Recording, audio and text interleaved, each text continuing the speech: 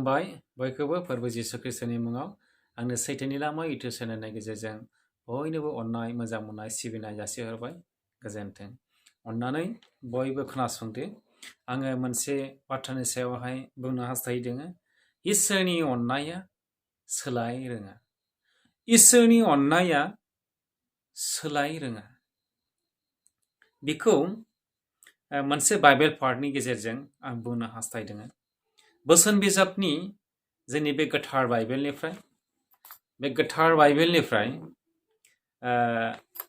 बोसोन बिजाब 31 अध्याय 3 स्पट बे मोनसेखौ नायनि 31 बालाबनि 30 सिरि नायनो मोजाङाव सोलायनाय दं, समायनायाव लरायलांनाय दं, आन्थाय जाय हिन्जावा फोरबोखौ मान होयो बियो बाख्नाय जायो।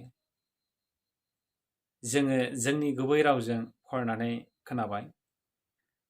बेयाव सल'मन राजाया मोजां परामर्श जोंनो होदों आरो दिन्थिनानै होदों।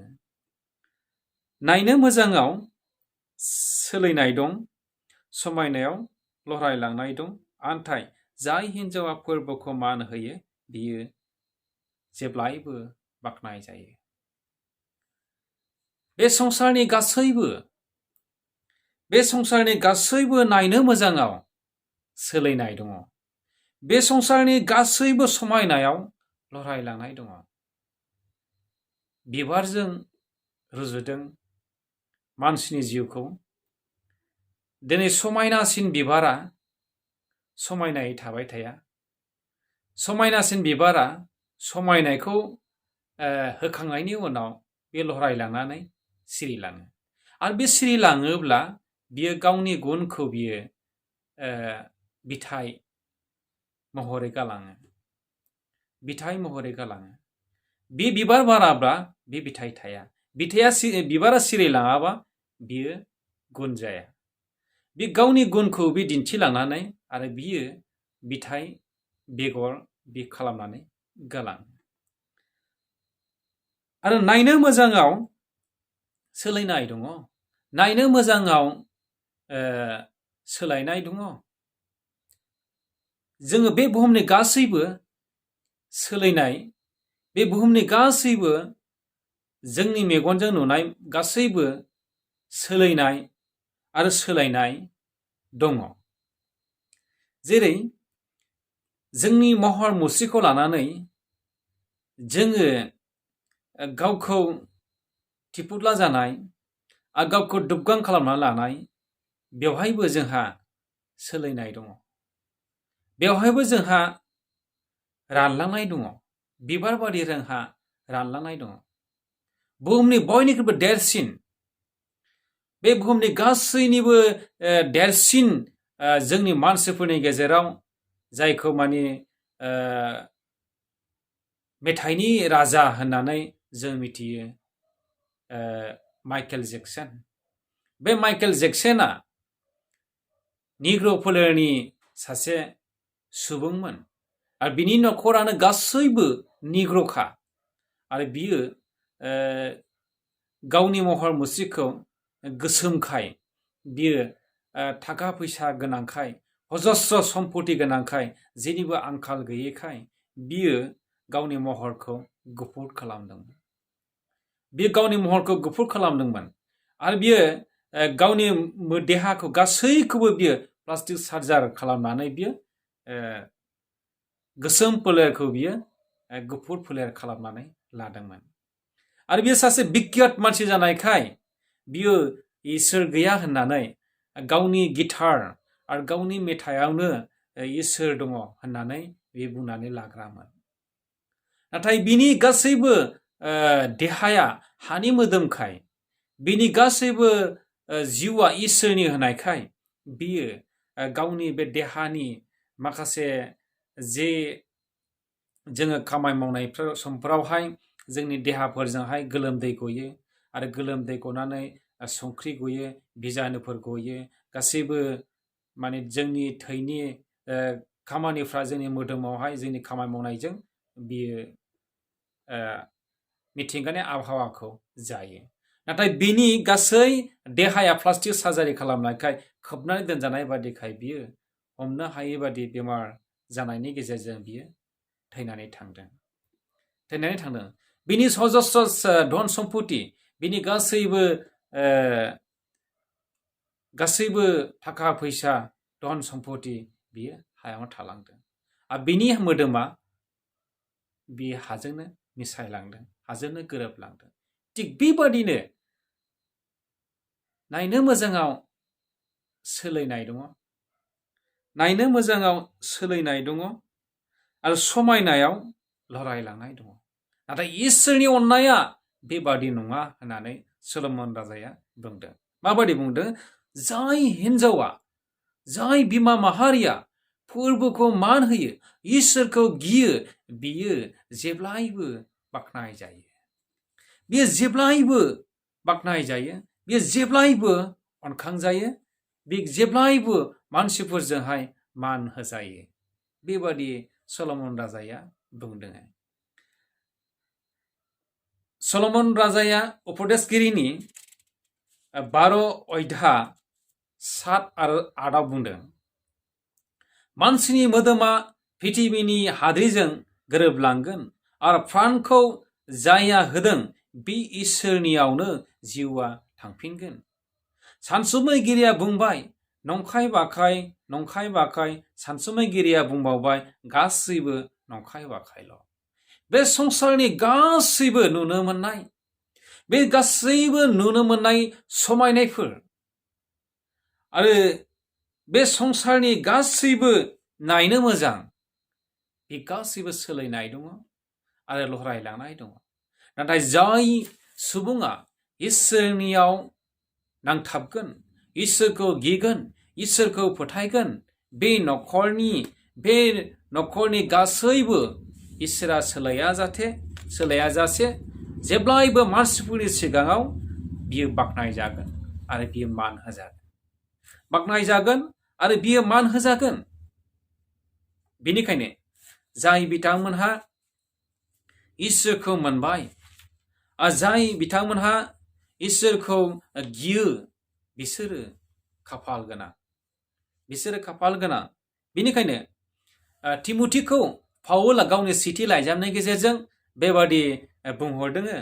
1 तिमथिनि 6 अध्याय 11 आरो 12 फोरावहाय जोङो फरायनानै नायनो। आन्थाय नोङो इसोरनि मानसि बेफोरनिफ्राय गोजान जादो। धोरोम, इसोरखौ खुलुमनाय, फोथायनाय, अननाय, गसंथानाय, गुरै जानायखौ होसोदो। नोङो फोथायनायनि मोजां दावहा नांनायखौ नांदो। जोबनाय गैयै गोथांखौ हमदो। नोङो बिनि थाखाय लेंहरजाबाय आरो गोबां साखिफोरनि सिगाङाव मोजां सिमान लानायखौ सिमान लाबाय। पाउला तिमथिनो बे जोहोलाव जानायखाय, बे इसोरखौ गिग्रा जानायखाय बियो मोजां परामर्श बे गावनि सेथि लाइजामनि गेजेरजों बुंदों।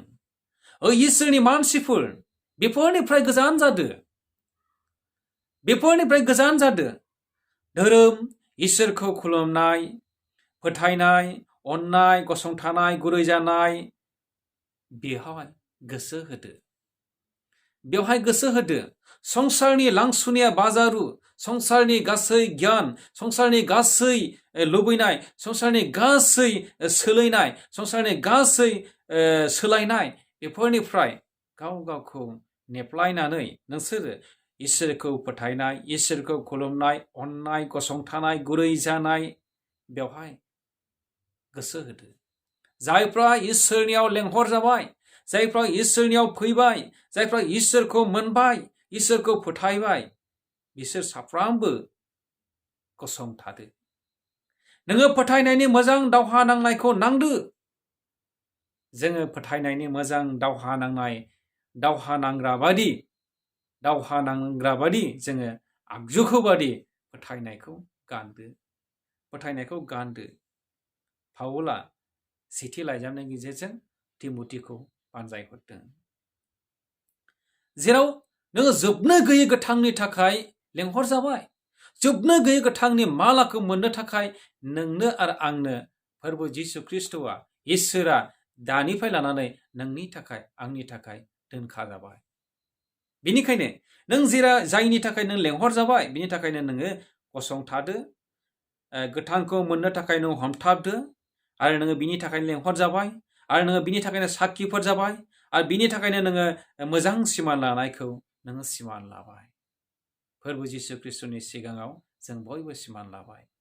जाय बिथांमोनहा इसोरखौ मोनाखै, जाय बिथांमोनहा इसोरनि रायजोनि बाहेरायाव दङ, बिथांमोनखौबो साफ्रोमखौबो इसोरा जोबनो गैयै गोथांखौ, जोबनो गैयै बाख्नायजानायखौ, जोबनो गैयै गोजोननायखौ होनो थाखाय दिनैबो थाम थिम नोंनि आंनि जिबन आरो नोंनि आंनि न'खराव इसोरा।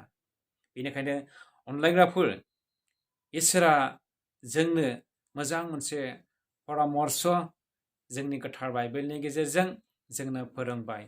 जोङो मिथिनानैबो मिथियै बादि जोङो बे संसारनि सोलायनाय गोनां, सोलायनाय गोनां, बे संसारनि जामलांनाय गोनां, बे संसारनि लहरायलांनाय गोनाङावहाय जोंनि गोसो मोदोम जिउखौ जुदि होयोब्ला, जोङो बिबारफोर बादिल' जोङो जोंनि जिबनखौ लानानै जुदि गुन गैयै सुबुं जायोब्ला जोंनि जिबना ओंथि गैया।